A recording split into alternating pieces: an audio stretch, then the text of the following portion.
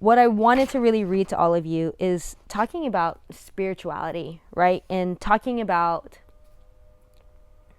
what are the 6 things that this person, particularly this authors, Ken Wilber, Terry Patton, Adam Leonard, and Marco Morelli have come up with in terms of the consistency amongst the major religions. So again, we opened up the video talking about religion and spirituality. So in this page, it's page 201 if you want to pick up the book yourself.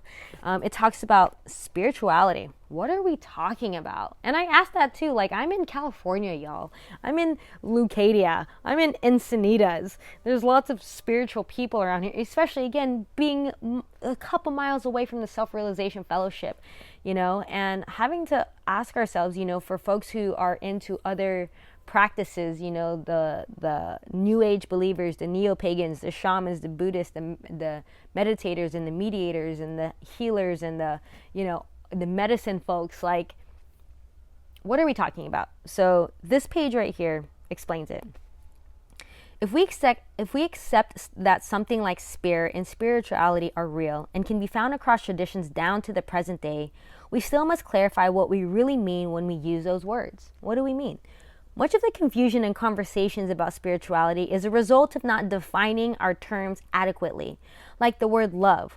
The words spirit and spirituality are used to mean so many things they often seem to mean nothing. But all of these words point directly at important realities. People along the diverse spectrum of perspectives regard spirituality as a central mental and emotional anchor, and it would be a shame to throw it away or dismiss it as cliche. So let's look more closely at some of the ways people commonly use the words spirit and spirituality. Number 1, spirit is often used interchangeably with words like God, consciousness, suchness, isness, the self, or the ever-present. Used in this way, spirit refers to the ultimate identity of all things, the source or ground of being. Number 2, sometimes it is used to mean the conscious energy of life, and in this sense, it is interchangeable with words like life force, prana, ki, Holy Spirit, love light, God light, and divine energy. When I'm doing this, I'm meaning quotes and also the interchangeableness of it. And also, since I'll be going to the Philippines soon, I'm sure I'll be doing this a lot more often. In this context, spirit refers to the conscious current of being that moves and manifests all beings, phenomena, forces, and events. Number 3, sometimes spirituality is used to refer to an all-pervading, caring presence, the source of all care, love, and inspiration. More simply, it can be an attitude or a set of qualities including kindness, generosity, benevolence, equanimity, openness, compassion, and joyfulness. Number 4, sometimes spirituality is used to mean a line of development, as in spiritual development, or spiritual growth, or spiritual maturity. Number 5, sometimes spirituality is used to mean a high state of awareness that is usually extremely subtle, causal, and non-dual. And number 6, sometimes spirituality is used to mean the highest levels of development in any line. For example, when Michael Jordan played basketball at his most intense and brilliant, he manifested a fierce, masterful, and transcendent way of playing that seemed superhuman. Some people described it as spiritual. An artist who has reached the highest levels of aesthetic expression, a pianist who has cultivated extremely high musical intelligence, or a therapist who has developed the interpersonal mastery to say exactly the right thing at the right time, all might be described as spiritually gifted. Which definitions of spirituality do you most tend to use? Which one do you most resonate with? According to AQAL, which is a word, an acronym in here that I have yet to figure out yet. Maybe I can find it for all you. Maybe that would be helpful. Again, this is my friend's book, which I really appreciate, but I'm also like, oh, here it is. Okay.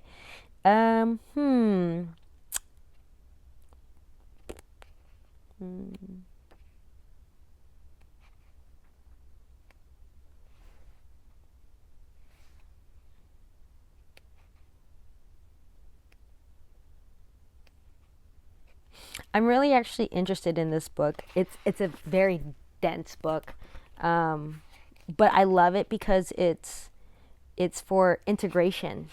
So what I appreciate is after you do some foundational work, some information gathering and synthesizing and making sense of things, you want to eventually get to a point where you want to integrate it. So AQAL means all quadrants, all levels. AQAL is a theory of everything, a way of comprehending life and reality in very broad yet precise terms. AQAL is a map of consciousness, the cosmos with a K, and human development at every level and in every dimension that presents itself. Technically speaking, AQAL is a map of maps or meta theory that incorporates the core truths from hundreds of other theories. See, I love that. I already love that. I'm like, oh gosh, this book is so dense. I'm like, how can I read it all so quickly for all of you so I can share it with all of you? It says, it organizes the profound insights of the spiritual traditions, philosophy, modern science, developmental psychology, and many other disciplines into a coherent whole. AQAL accounts for the many perspectives that great thinkers, teachers, and researchers have brought to our understanding of self and the world. But it doesn't stop there, because AQAL is also intuitive. It describes the terrain of your own awareness. You don't need high-tech equipment or an advanced degree to enjoy the benefits of an AQAL-informed perspective. All you need is to bring a new kind of awareness to your lived experience. Love that already. So according to AQAL, as you might expect, every definition is true but partial. But it's enormously helpful to use all of these distinctions to clarify what we're actually talking about in any situation. Okay, so I hope that's helpful for you in terms of talking about spirituality. We're spiritual beings having a human experience, and right now, a lot of people, especially in California, are saying that they're spiritual. What does that exactly mean? So I just gave you 6 definitions based off of this book. Again, the Integral Life Practice, a 21st Century Blueprint for Physical Health, Emotional Balance, Mental Clarity, and Spiritual Awakening. This is on page 201. So check it out at your local library, seeing if they have it. If not, request it. If not, purchase it. Ideally from a used bookstore if they have it. It was written, I think, for me, I'm always interested in when things were written because it gives context as to where we're at. See, this was written in 2008. This is over a decade old. So I'm like, I still think it's very applicable. But 2008, I just graduated high school. So I even think now, post-pandemic, we need an updated version of it to some extent, personally. Personally, I think so. So, again, this is page 201, spirituality. What are we talking about? So, let me ask you this. Which definition resonated with you? If you say, oh, I'm a spiritual person, did you resonate with number 1? Which is just a quick reminder. It's a spirit. Spirit is often used interchangeable with words like God, consciousness, suchness, ever present. Or is it 2, the conscious energy of life?